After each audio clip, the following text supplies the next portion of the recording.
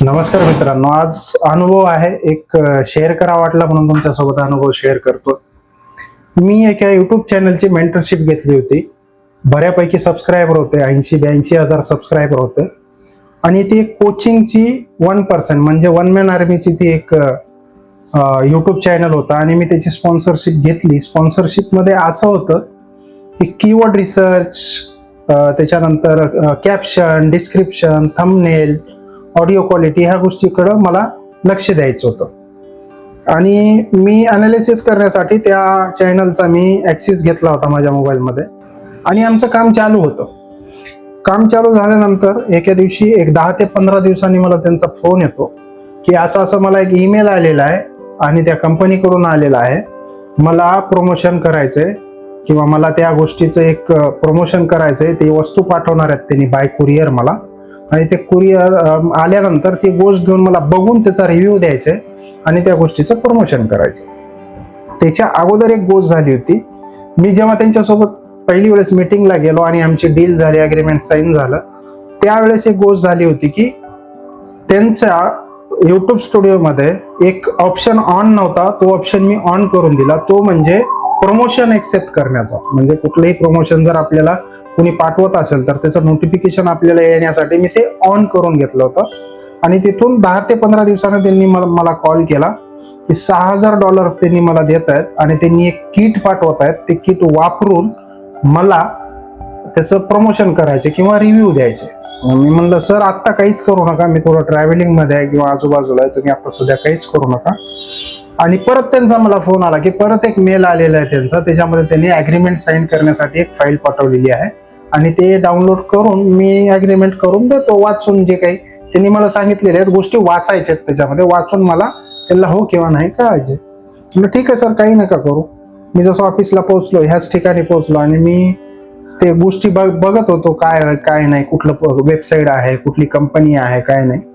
आणि ते मी बघितलं आणि माझं ते चालू होतं. वेबसाईट, डेस्कटॉप वेबसाईट ही ओके होती त्यांची, पण जेव्हा मी मोबाईल वेबसाईट बघत होतो ना, त्याच्यामध्ये खूप सारे विचित्र प्रकार होता. मी म्हणलं प्रोफेशनल कंपनी, एवढी मोठी कंपनी असं नाही करणार. तर त्याच्यामध्ये डायरेक्ट त्यांचा फोन आला, त्यांच्या मिसेसचा फोन आला, सर तुम्ही आमचे मोबाईल नंबर, पासवर्ड चेंज करत आहेत का तिकडून? मी म्हणलं मला माहित नाही नेमकं काय म्हणतायत, काय हायपर होऊ नका, नेमकं काय चालू आहे. नाही, माझा 2 स्टेप व्हेरिफिकेशन चेंज झालं, माझा 2 स्टेप व्हेरीफाय करणारा मोबाईल नंबर चेंज झाला, सेकंडरी ईमेल आयडी चेंज झाला, रिकव्हरी मोबाईल चेंज झाला, रिकव्हरी ईमेल आयडी चेंज झाला आणि सर्व गोष्टी सरळ चेंज झाल्या. मी टाकतोय, होत नाहीत, कव्हर होत नाहीत माझ्यानं. मी पण परेशान, माझा पण पहिलाच अनुभव. ते सगळ्या गोष्टी बघितल्या आणि खूप सारा विचित्र प्रकार आणि धडाधड चेंज झालं. आणि त्यांच्या चॅनलचं नाव चेंज होऊन रिपल म्हणून काहीतरी एक तिथं एक चॅनल दुसरं सुरू झालं. त्यांचे पूर्ण व्हिडिओ, त्यांचे लाईव्ह, त्यांचं सगळं तिथून निघून गेलं आणि ते तिथं आलं थंडगार. आणि मी बसलो, मी बघितलं. त्यांनी मला फोनवर फोन रात्री 2, 3, 4 वाजले. 3ला माझा त्यांचा कॉल झाला. सर म्हणलं काही जरी झालं तुमचं चॅनल कुठंच जाणार नाही, याची गॅरंटी मी देतो. जिंदगीत कामच करणं सोडून टाकन पण तुमचं मी चॅनल कुठं जाऊ देणार नाही. मी घेतली जिम्मेदारी आणि सगळ्या गोष्टी मी बघितल्या, सर्च केल्या, युट्यूबवर गेल्यानंतर मला कोणी ट्विटरवर जा म्हणलं. मी ट्विटरवर गेलं, एक पोस्ट केलं युट्यूबला हॅशटॅग करून की बाबा असं माझ्यासोबत झालेलं आहे, माझ्या चॅनल सोबत झालेलं आहे. ट्विटरच्या कमेंट सेक्शन मध्ये काही जण आले, आम्ही तुमचं चॅनल रिकव्हर करून देऊ, तुम्ही आम्हाला टेलिग्रामवर भेटा, तुम्ही व्हॉट्सअपवर भेटा. आणि आम्ही खूप साऱ्या गोष्टी केलेल्या आहेत आणि त्यांचे रिव्ह्यूज आणि ह्या गोष्टी सगळ्या बघितल्या. आणि मी व्हॉट्सअपवर त्यांना मी मेसेज केला की बाबा असं आहे. तर त्यांनी म्हणले हो का, असं का, ठीक आहे, काही गोष्ट नाही, आम्ही तुमचं करून देऊ, काही नाही, $2000 पाठवा. आणि मरता क्या ना करता मी त्या क्लायंटला सांगितलं की बाबा, त्या युट्यूबरला सांगितलं की $2000 मागतात. त्याने $2000 त्या नंबरवर पाठवले आणि असं झालं. मग त्यांचं म्हणणं असं परत तासभराने नाही, खूप सारा लॉंग गेलेला आहे, डार्क वेब मध्ये मोबाईल गेलेला आहे, आपला चॅनल गेलेला आहे, त्या सर्व गोष्टीला अजून एक $4000 लागतील. मला मला जो अनुभव होता त्या अनुभवातून मला एक गोष्ट क्लिक झाली, हा स्कॅम आहे, स्कॅम करताय आपल्यासोबत, ह्याला रिस्पॉन्स द्यायचा नाही आता आपल्याला. मी त्याला सांगून टाकलं, होतंय तर कर, नाही तर नको करू.